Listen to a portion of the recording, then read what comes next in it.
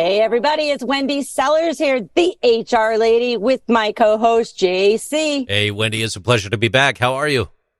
I am good. I am recovered from a short-term bout of COVID, which I gathered on a trip back from Europe, but it went through very quickly.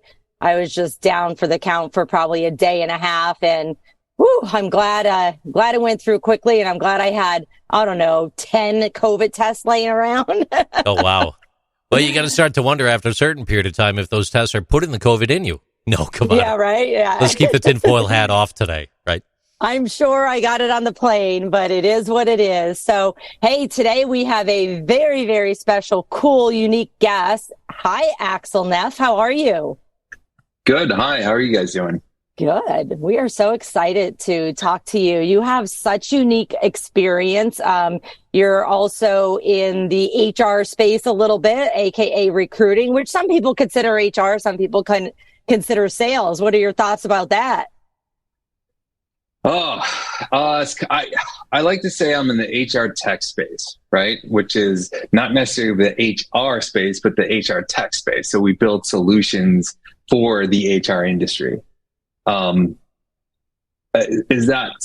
have salespeople that sell our solutions to the HR community, but we also have the HR community that uses our solution to hire and find talent. So I say we would bridge that gap. Yeah, it really is. I always tell everybody, as the HR lady, I'm an HR consultant. Most of my clients are too small to have HR. So I'm kind of their voice of reason and help them set everything up so that the goal is eventually for me to go away. But 9 out of 10 times that doesn't happen. I do a lot of management training, but we also do recruiting. I have one person on my team besides JC. So I like to say I'm a one-person team with JC and then my recruiter, Donna. And it really is, though, like you can't just throw anybody into the recruiting space because you have to learn, first of all, the laws, what you can and can't ask, but then you also have to sell it. You have to be marketing, too.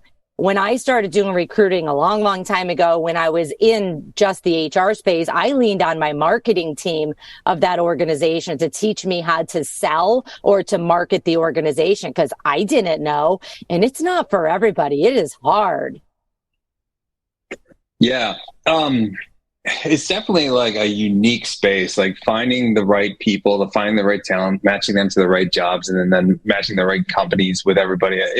It's also like something. So in my world, I'm very focused on the job seeker side. So the people that are looking for jobs, and not as focused on like the employer side, the people looking for employees to work. So my focus is always, how do I make it easier for the people that are actually looking for work?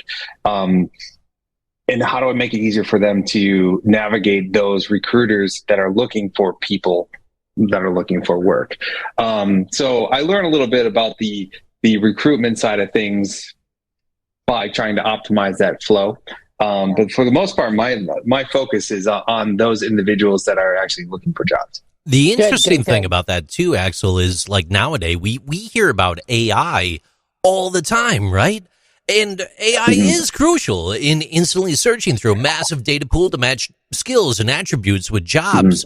And the more the recruiter uses the AI engine, the faster the AI learns. Now, when we think about the different solutions in the marketplace, where do things like, it's been a hot button here in the HR space lately, ChatGPT or GPT-3, GPT-4, these language learning models, where does AI fit into that tech space where you live, bridging the gap with job seekers and recruiters? Wow, that's like a complicated question because it's loaded. AI is developing so fast right now that it's mind-boggling. Yeah. Everyone and their mother is looking at AI solutions for everything right now.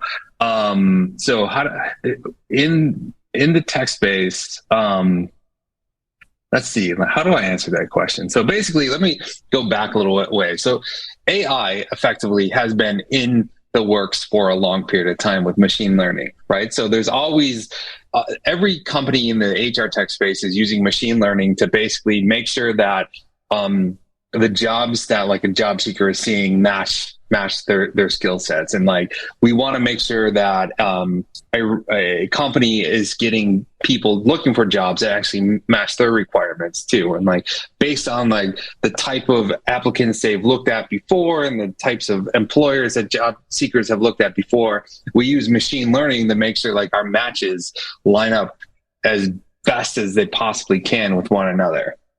Otherwise, it's a broken experience for everybody. So machine learning has been around forever. What's really kind of new and grown right now is like access to AI.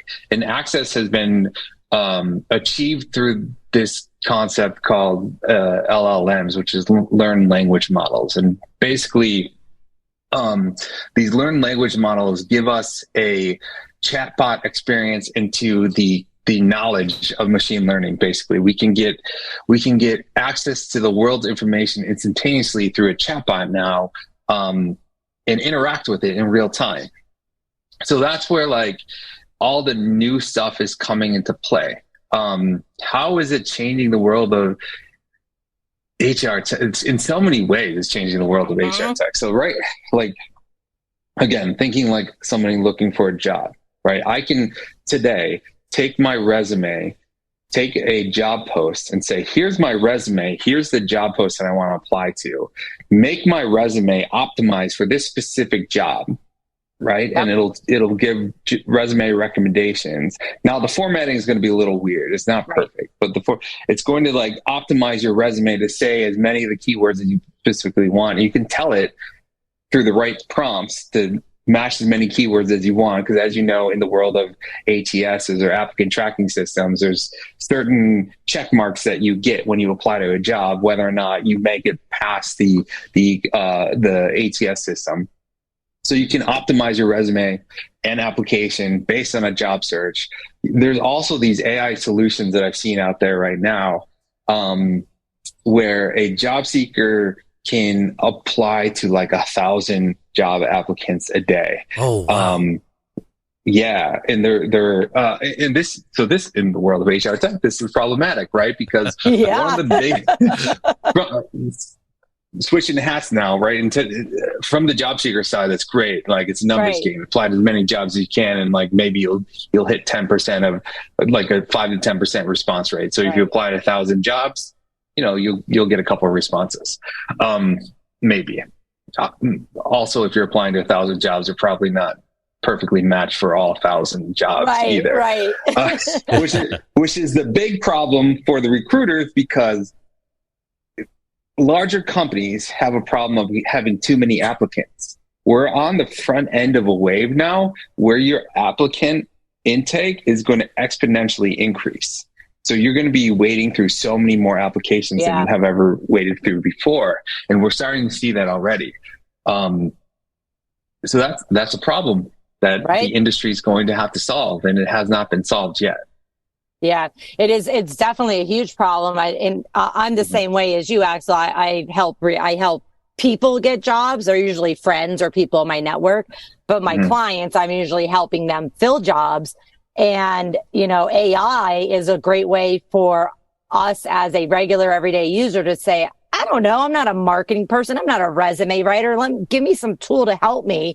And I say kudos to the people that use it. It does probably give them an unfair advantage, but doesn't everything, right? Just having access to internet gives you an unfair advantage. Yeah, having a nice computer or having the time and the flexibility at your current job to interview somewhere else. So it's like nothing's fair. Nothing has been fair in a very long time, but I do have major concerns. Well, first of all, I want to say ChatGPT is my new best friend, so we're going to leave that there. But I do have concerns about it. I use it every single day. We have a podcast out on it, and I literally use it every single day, and it blows my mind. But here's the thing that, I want everybody to be cautious of, whether you're writing a resume or you're writing a job description / job ad, whatever side you're on, is if you don't know what it's supposed to say, you don't know if it's truthful or not. So like I just searched something on ChatGPT the other day about, an employment law in a specific state, and it didn't give me 100% accuracy, but I knew that. If somebody else didn't know that, they wouldn't know what to look for. So folks, while ChatGPT is my new best friend, sorry to my other best friends, but you've been replaced by AI. You have to still, you can't just put somebody who just graduated from college or high school or neither and say, hey, here's your new job, use ChatGPT to do it all, because you have to understand the information coming out to QC it. What are your thoughts, Jason? Those are called hallucinations, by the way. Right? So in the world of the real terminology, right? So in ChatGPT and LLM world is when things are made up, which happens, I don't know, I think in ChatGPT 3, it was like 20% of the time or something. ChatGPT 4 is way, way better. But yeah, hallucination is what it's called when it makes something up. Yeah. But it says it with such confidence. Yes. This is another area of issues with AI, is that people just trust it to be true and are always going to trust it to be true. So, and it presents the content with such confidence because it's a computer, right? It's just like matter of factly saying this stuff. You believe it to be true. So there's false information coming through, and there's even a lot of research. Well, not a lot of research. There's some research that's being done to highlight the bias that exists in these ChatGPTs as well, because these models were trained on content on the internet, and we all know that the internet is biased and not 100% factual either. So like Wikipedia, Twitter, no? Right? like they have Wikipedia and Twitter have bias and not factual information on there, but they were a large leader in a lot of the trainings in some of these models. Yeah, absolutely.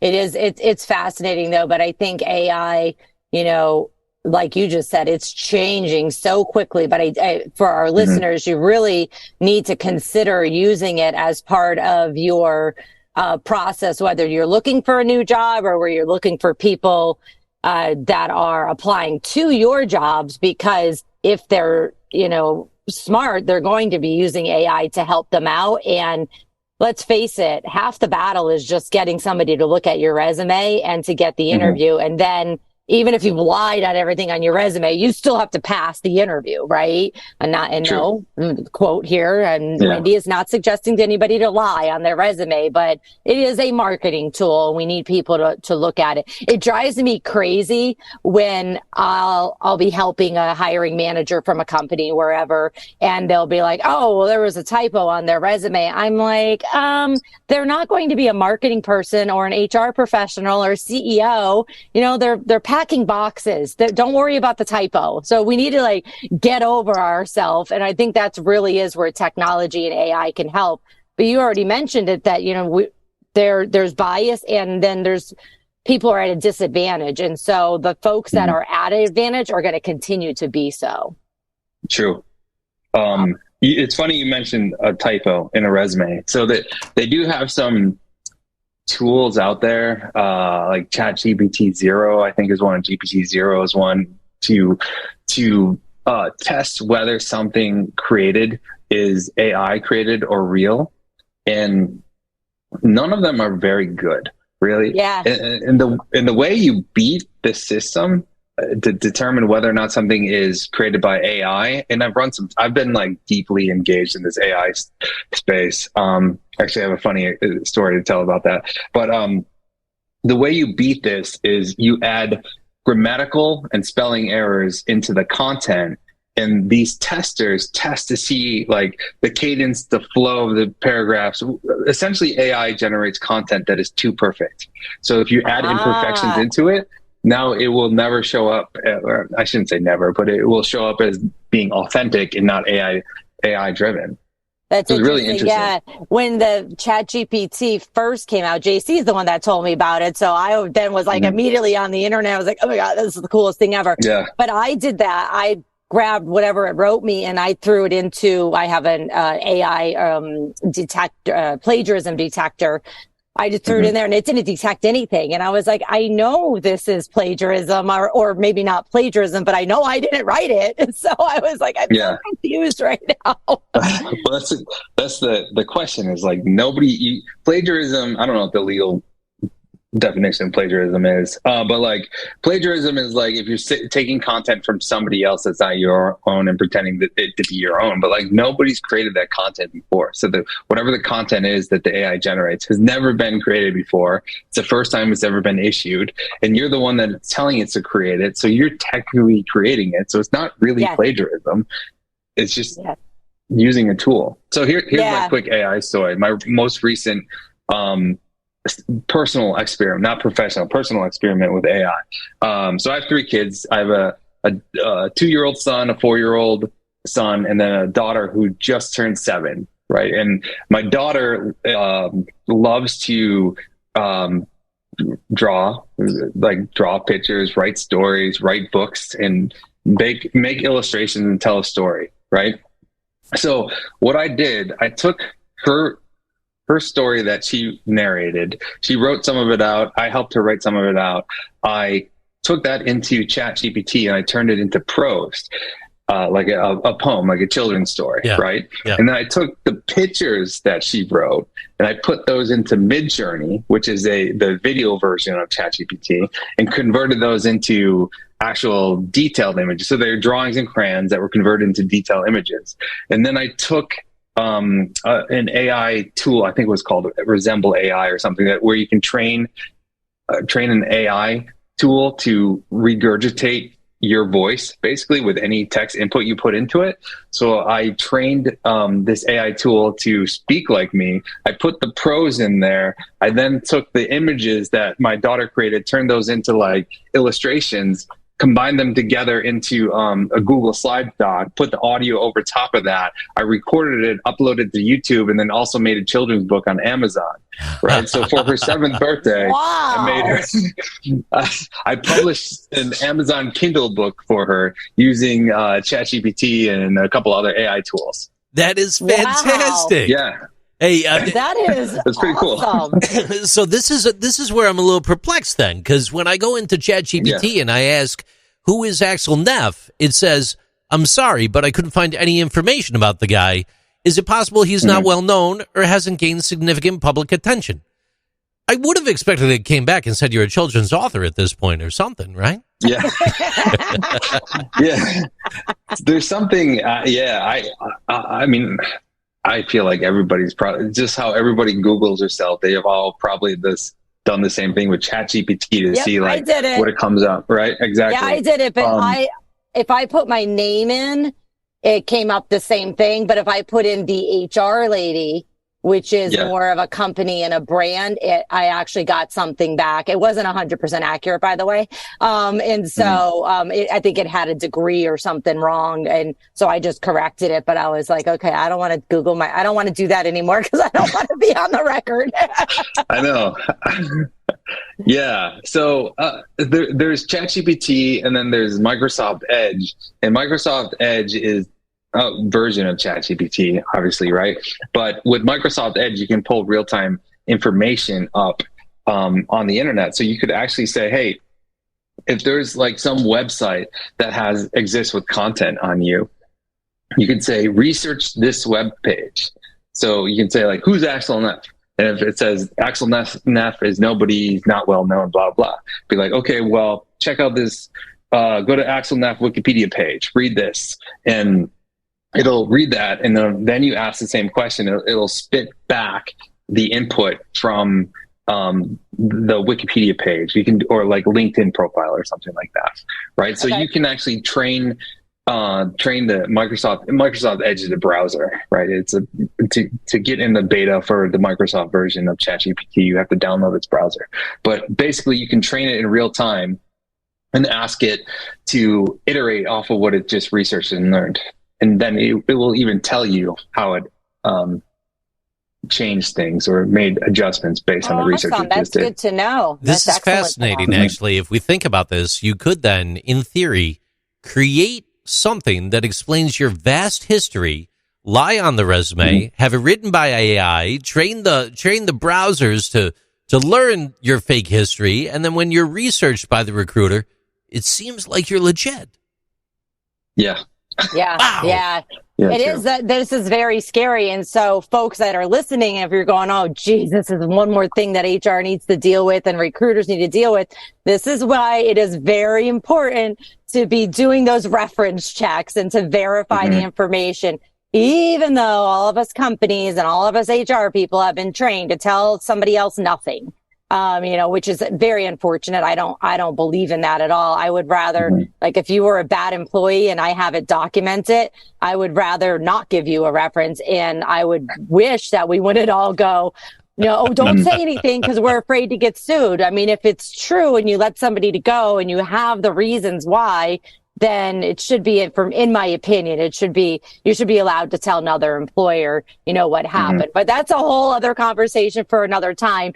The moral of me saying that, though, is, folks, you have to be doing reference checks, even if it's just data hire, date of termination, and what your role was there. Like that, a minimum, you have to verify what's on the references. And there's a lot of programs that can help you do them. I hate myself when I'm calling for a reference and I get forced to go through some kind of technology program because it takes forever. All right. I do have a question because we have a legendary technical guru. When we think about everything that's written in the stars, this guy that's on the program right now is like the Barry Bonds of all that is technology, in my opinion. I don't know. I need your autograph one of these days. But ladies and gentlemen listening, the Agile Methodology, and I'm going to talk about this real quick. I've talked about it on the program before, and I hope, Mr. Neff, you can help make sense and blending worlds here. But simply put, an Agile method is based on incremental and iterative goal completion with a self-managing team. And it's frequently presented in contrast to a waterfall process, which simply gathers requirements sequentially, completes a design, and then builds a final product. Now, Agile HR, it's defined as a method of approaching the human resource function that prioritizes responsiveness and adaptability. There's clear HR lessons from the tech world that could be explained and help ferment why it is important that human resources move towards a simpler and faster model driven by participant feedback. So with that being said, Mr. Neff, Axel Neff, the tech guru of all tech gurus, how important is Agile in your world, and do you think human resources will continue to evolve into an Agile HR operating model? Yeah, I mean, the Agile methodology can really be applied to anything. And I laugh when you call me a tech guru, because I'm definitely not a tech guru. I was once involved in in another project that I was in that went viral. This was Telegram Messenger back in the day. It ended in a kind of messy, shareholder dispute, right? And I was on the co-founding team of that project, and my attorney was after talking to us and figuring things out, he's like, look, Axel, I view you as being like the Ringo Starr of the Beatles, right? And I need your autograph. I'm like the non-talented one in the group is what you're telling me. It's no. That you're not talented. You're the one that kept everything going along. You're the beat that kept moving. You just weren't the creative one. Wow. Right? I was like, I'll buy that. I'll take that. I think you just opened the door for a whole new plethora of questions. I saw Wendy's eyes light up there for a second. But let me answer this Agile thing, right? So the Agile methodology is basically, I've seen it adopted in various, you can always tell when a company is adopting it, because you'll walk into the office and you'll see these Post-it notes all over the wall, everywhere, Post-it notes, right? It's called a Kanban. Basically what it is you write everything that needs to be done on a Post-it note, post it on a wall, and then you're like, all right, which of these can we group together to do at the same time? Right. And you say I've got these 100 of Post-it notes that I need to accomplish at some point, but these 10 of them are kind of similar. So we're going to pull these 10 out, or these 10 we need to do first. So we're going to pull these 10 out and we're going to group them together and do this first. And those are called sprints, right? You run a sprint. And what you do is your team gets together and works on these 10 different tasks, delivers that in 2 weeks, and then like, all right, well, let's pull more out and go do these. And that's basically the Agile methodology. So really you can do that with anything. It doesn't have to be just tech, just needs some sort of organization. So we use it in that space. I've seen it in banking where they've done the Kanban boards all over the walls and, posted them up and said, hey, we need to do this. Or, I also came from the restaurant world. I know that JC, you know that. In the restaurant world, it was, I've worn a lot of different hats in my life, but in the restaurant world, it was my family business, and I'd come in and like solve problems for my mom. And what she would do is like, tell me everything that she needs to have done. I'm like, all right, let's write a list and tell me the most important things on your list. And this is what we're going to do. Yeah. Right. And she would, sure enough, she'd give me a list of 100 things. I'm like, well, we don't really need to change like this light bulb today, but like this window's broken, so we probably should change this window or fix this window, right? So you just highlight the things that are most important at that specific time and then move on. So how do you do that in HR technology? In the recruiting space, recruiters have, my experience with the recruiters is they have tons and tons of recs to fill at a time, right? Certain recs are more important than other recs. Sometimes they'll have teams to fill. So if you're filling a team, or if you're filling multiple teams, you probably want to fill the managers first. So you'd basically have like your 100 recs. I don't know what actual number of recs would be, say 20 recs, and you'd have 3 managers. You'd want to fill those 3 managers first. So your sprint cycle would be like, hey, let's fill these 3 managers and then work with these managers to fill these other 3 positions. Because at that point, you probably can have the managers help doing some like outreach and support and stuff like that. So basically incremental approach allows to like solving solutions differently later down the road. So really, again, it's incrementally grouping similar tasks together to solve the whole over time in subsequent sprints. Yeah, absolutely. There's so much in the HR space above and beyond recruiting too about Agile. I talk about it in a couple of my trainings too. And I've been part of a big focus group. I think it was like 2021 about Agile in the HR space, but we just have to start thinking differently. Even I do a lot of DISC training and I'm DISC certified. And they come out with Agile EQ testing as well, and assessment, so that you can just understand your people better.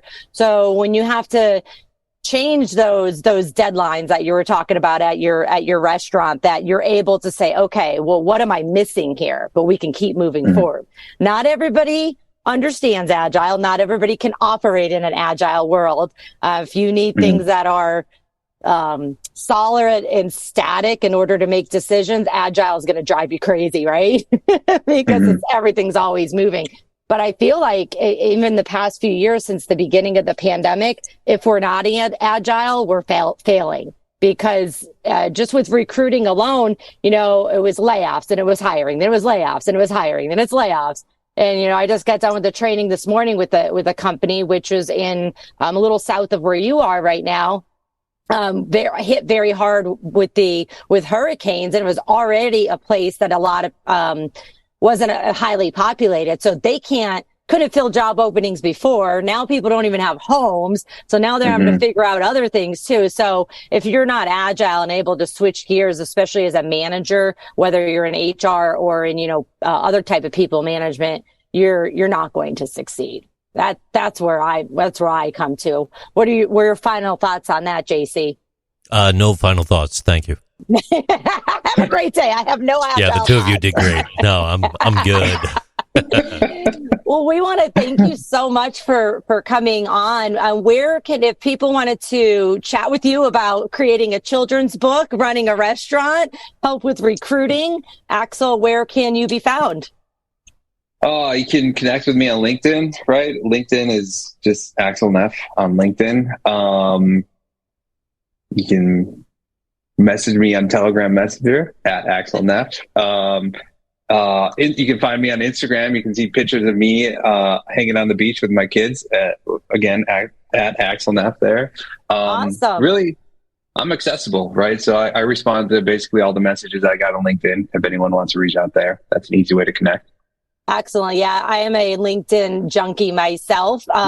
It helps to keep a business and personal a little bit separated. I have a podcast. Obviously, you're on it right now, and YouTube as well.